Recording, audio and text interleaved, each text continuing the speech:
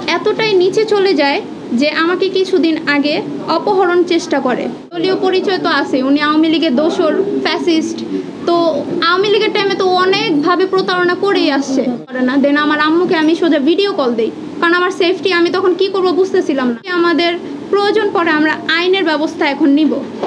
বিষয়টা এখন আর পারিবারিক রয় নাই। পদক্ষেপ হয়নি, যে টাকাটা তো দিচ্ছে, এই যে এটা অন্তরি ডেট হয়নি। আচ্ছা, একটা জমি উনি আমার লোক মারফত আমার শালার ওয়াইফ ওনার থেকে 35 লাখ টাকা ক্যাশ খারা রেজিস্ট্রি করে জমিটা নেয়। আমার বাবা যখন যাচাই বাছাই করেন কাগজপত্র জায়গাটার, দেখা যায় যে জায়গাটায় ভেজাল পাওয়া যায়। তো এরপরে আমার বাবা কামালকে বলে যে আমার টাকা আমাকে ফেরত দিয়ে দেন, আমি এই জায়গা আর নিতে অনিচ্ছুক। তারপর টাকাটা ওরা আর ফেরত দেয় না। আমরা জিঞ্জিরা ইউনিয়ন চেয়ারম্যান সাকুকে জানাই। তারপর কামালকে চেয়ারম্যান বলে যে 45 লক্ষ টাকার মধ্যে মাল সামানা বাবদ টাকা কেটে বাকি 26 লক্ষ টাকা বুঝায় দিতে। 26 লক্ষ টাকা থেকে 7 লক্ষ টাকা কামাল নগদ আমার বাবাকে বুঝায় দেয়, এবং যেহেতু আমার বাবা আরও 19 লক্ষ টাকা পাওনা থাকে, তাই তাকে সিটি ব্যাংকের একটি 5 লক্ষ টাকার চেক দেওয়া হয়। চেকের সব কিছুর ডিটেলস আপনাদের আমি দিয়ে দিয়েছি। চেক ডেটটা সামনে মাসের 10/8/2025। কামাল এতটাই নিচে চলে যায় যে আমাকে কিছুদিন আগে অপহরণ চেষ্টা করে। আর এটার জন্য আমি অবশ্যই আইনি পদক্ষেপ নিব, কারণ আমি মানসিকভাবে খুবই ক্ষতিগ্রস্ত। আমি আমার নিরাপত্তাহীনতায় ভুগতেছি। আমাদের পরিবারের সবাই আমরা এক ধরনের আমরা নিরাপত্তাহীনতায় ভুগতেছি, যে আমরা সেফ না। এর মধ্যে ওরা আমাদের সাথে বিভিন্নভাবে প্রতারণা চালিয়ে যাচ্ছে আর মিথ্যা অপপ্রচার চালাচ্ছে। হ্যাঁ, ওরা যে আমাদের নামে মামলা দিছে আমরা এটাও জানতাম না। আর এই মামলা কিভাবে কি করলো আমি কিছুই বুঝলাম না। ওরা নিজ ইচ্ছায় আমাদের কাছে জায়গা সেল করছে। হ্যাঁ, আমরা ওদের কাছে আমরা টাকা বুঝাই দিছি, সব কিছু বুঝাই দেওয়ার পরে ওরা কেন এরকম করলো আমাদের জানা নাই। আমরা এই মামলার ব্যাপারে কিছুই জানি না। আমরা এটা ন্যায্য বিচার দাবি জানাইতেছি। যদি আমাদের প্রয়োজন পড়ে আমরা আইনের ব্যবস্থা এখন নিব। বিষয়টা এখন আর পারিবারিক রয় নাই।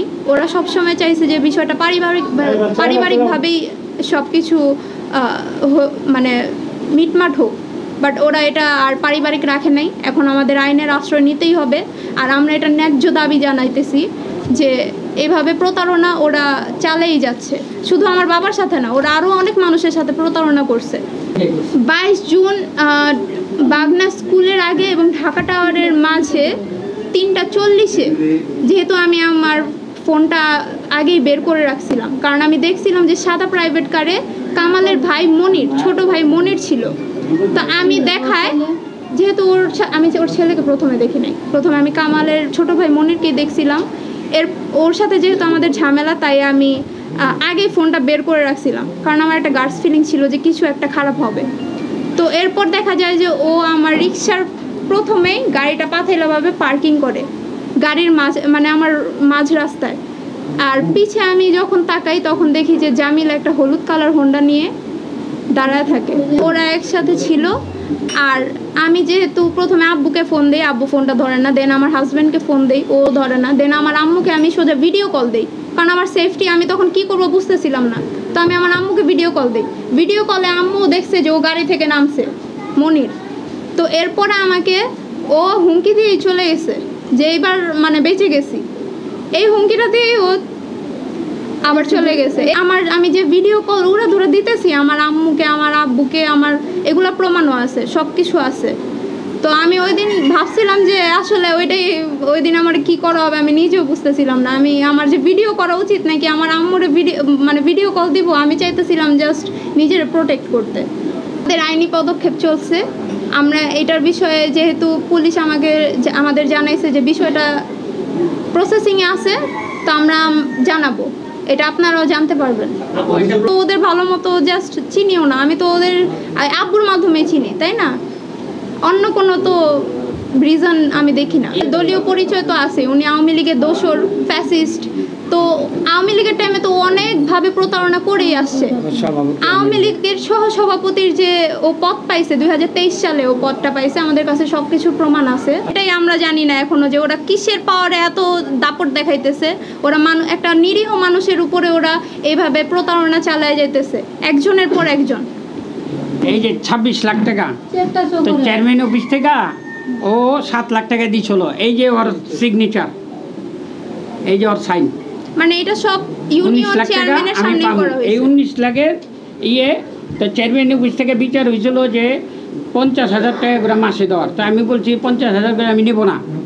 তো 10 মাসের আমার একটা আগস্টের চেক দিছে। এই চেকের ডেট হলো 10/8/2025। এই 10 মাস ধরে এই চেকটা আমার কাছে। এই চেকটা আমি চিন্তা করছি যে এই পাস হওয়ার পরে আমি এইখানে টাকাটা বাদ দিয়ে ওর সাইন নিয়ে আবার একটা চেক চাপ। এইরকম আমার আর কি যে টাকাটা দিতেছে, এই জন্য আমি আইনি পদক্ষেপ লইনি যে টাকাটা তো দিচ্ছে, এই যে এটা অন্তরি ডেট হয়নি। একটা জমি উনি আমার লোক মারফত আমার শালার ওয়াইফ ওনার থেকে 35 লাখ টাকা ক্যাশ খাড়া রেজিস্ট্রি করে জমিটা নেয়। উনি খাড়া রেজিস্ট্রি ছাড়া আমরা বায়না করবার চেয়েছিলাম, কিন্তু জমিটা বায়নাতে সে দিবে না। তো আমাদের ইচ্ছুক হইল আমার শালার বউ, ওনার আবার ভাই একটা থাকে বিদেশ, ও আমারে অনেক আগে কয়ে রাখছিল যে ছোটোখাটো একটা জমি পাইলে আমারে যান। তো আমার পাশের জমি তখন আমি গেলাম জমিটা নাও। তো জমিটা কামাল বলে পাওয়ারের থেকে সাপ কবলা করছে। ও মনে হয় কইছিল 28 না 30 লাখ টাকা দিয়ে নিচে 35 লাখ টাকা হলে বেচবো। তো আমি ডাইরেক্ট কোনো হয়নি, লোক মারফত যে লোকটা কথা বলছে ওই লোকটা এখানে আছে, ওই লোকটা আছে। উনি খাড়ায় থেকে রেজিস্ট্রি করে দিচ্ছে, উনি টাকা দিচ্ছে, উনি থেকে রেজিস্ট্রি করছে। এলা উনার মুখে আপনি শুনতে পারেন। আমাদের থেকে নগদ টাকা দিয়ে জায়গা কিনছি, কিন্তু এখন আমাদের বোঝায় দেয় নাই। কিন্তু আমি এই জায়গা বুঝা পাইতে চাই, আর আমি ন্যায্য বিচার চাই। আমার নামেও সে মামলা দিচ্ছে, এখন আমি এর বিচার চাই।